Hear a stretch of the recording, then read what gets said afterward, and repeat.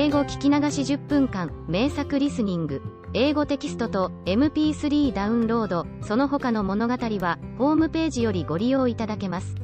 88thpp.com 88thpp.com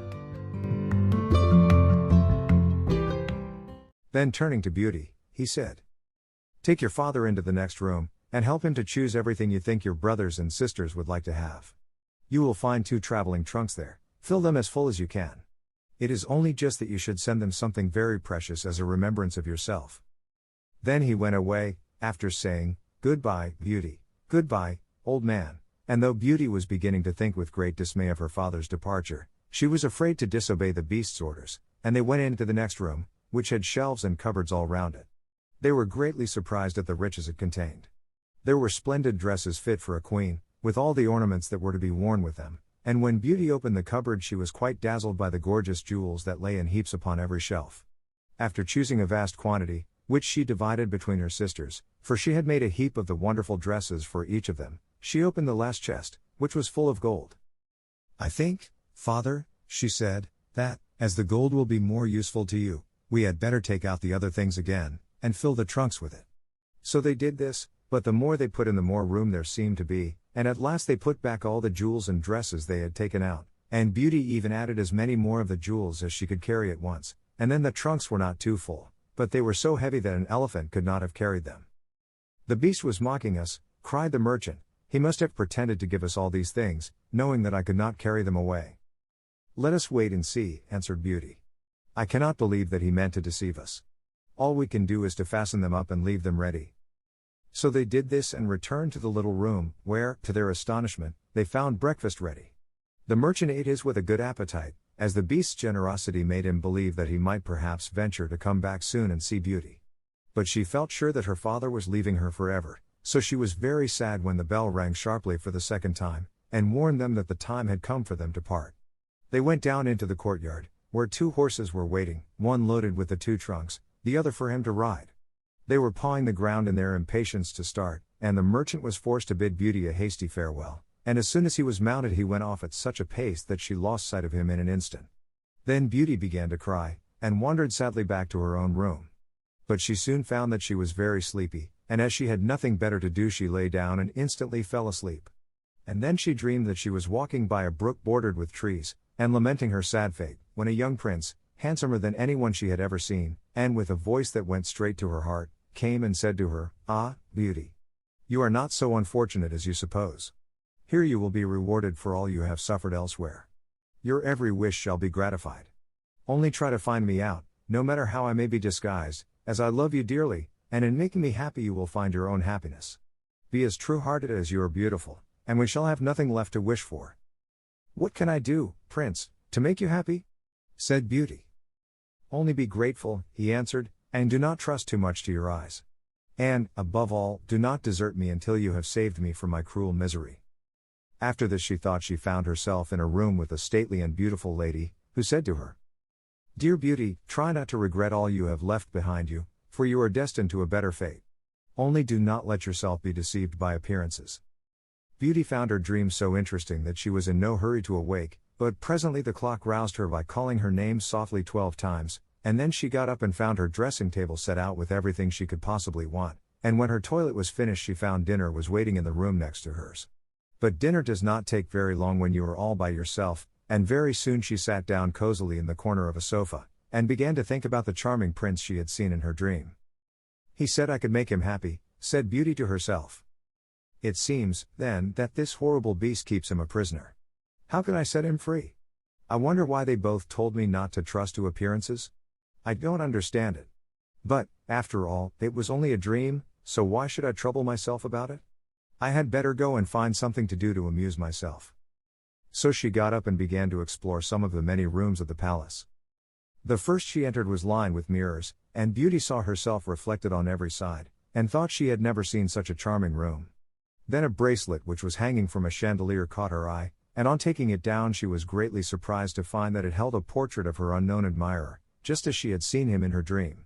With great delight she slipped the bracelet on her arm, and went on into a gallery of pictures, where she soon found a portrait of the same handsome prince, as large as life, and so well painted that as she studied it he seemed to smile kindly at her.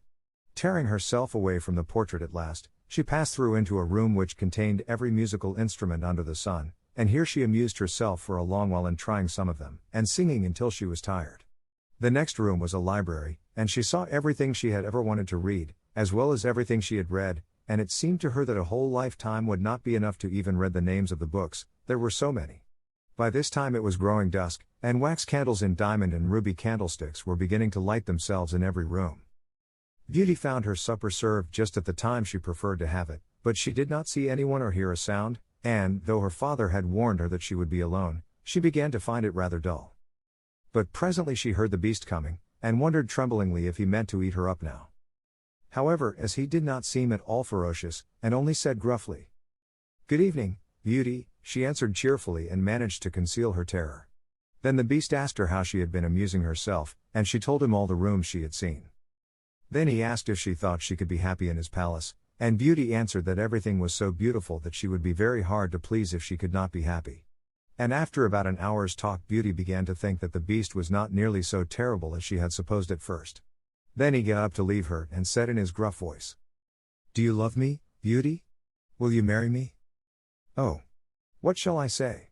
cried Beauty, for she was afraid to make the beast angry by refusing. "Say yes or no without fear," he replied. "Oh! No, beast," said Beauty hastily. "Since you will not, good night, Beauty," he said. And she answered, "Good night, beast," very glad to find that her refusal had not provoked him. And after he was gone she was very soon in bed and asleep, and dreaming of her unknown prince. She thought he came and said to her, "Ah, Beauty! Why are you so unkind to me? I fear I am fated to be unhappy for many a long day still." And then her dreams changed, but the charming prince figured in them all, and when morning came her first thought was to look at the portrait, and see if it was really like him, and she found that it certainly was. This morning she decided to amuse herself in the garden, for the sun shone, and all the fountains were playing, but she was astonished to find that every place was familiar to her, and presently she came to the brook where the myrtle trees were growing where she had first met the prince in her dream, and that made her think more than ever that he must be kept a prisoner by the beast. When she was tired she went back to the palace, and found a new room full of materials for every kind of work, ribbons to make into bows, and silks to work into flowers. Then there was an aviary full of rare birds, which were so tame that they flew to Beauty as soon as they saw her, and perched upon her shoulders and her head. "Pretty little creatures," she said, "how I wish that your cage was nearer to my room, that I might often hear you sing." So saying she opened a door, and found, to her delight, that it led into her own room, though she had thought it was quite the other side of the palace. There were more birds in a room farther on, parrots and cockatoos that could talk, and they greeted Beauty by name. Indeed, she found them so entertaining that she took one or two back to her room, and they talked to her while she was at supper, after which the beast paid her his usual visit, and asked her the same questions as before, and then with a gruff good night he took his departure, and Beauty went to bed to dream of her mysterious prince. The days passed swiftly in different amusements, and after a while Beauty found out another strange thing in the palace, which often pleased her when she was tired of being alone. There was one room which she had not noticed particularly. It was empty, except that under each of the windows stood a very comfortable chair, and the first time she had looked out of the window it had seemed to her that a black curtain prevented her from seeing anything outside. But the second time she went into the room, happening to be tired, she sat down in one of the chairs, when instantly the curtain was rolled aside, and a most amusing pantomime was acted before her. There were dances, and colored lights, and music, and pretty dresses, and it was all so gay that Beauty was in ecstasies. After that she tried the other 7 windows in turn, and there was some new and surprising entertainment to be seen from each of them, so that Beauty never could feel lonely any more. Every evening after supper the beast came to see her, and always before saying good night asked her in his terrible voice, "Beauty, will you marry me?" 英語聞き流し10分間、名作リスニング。英語テキストと MP3 ダウンロード、その他の物語は、ホームページよりご利用いただけます。88thpp.com 88thpp.com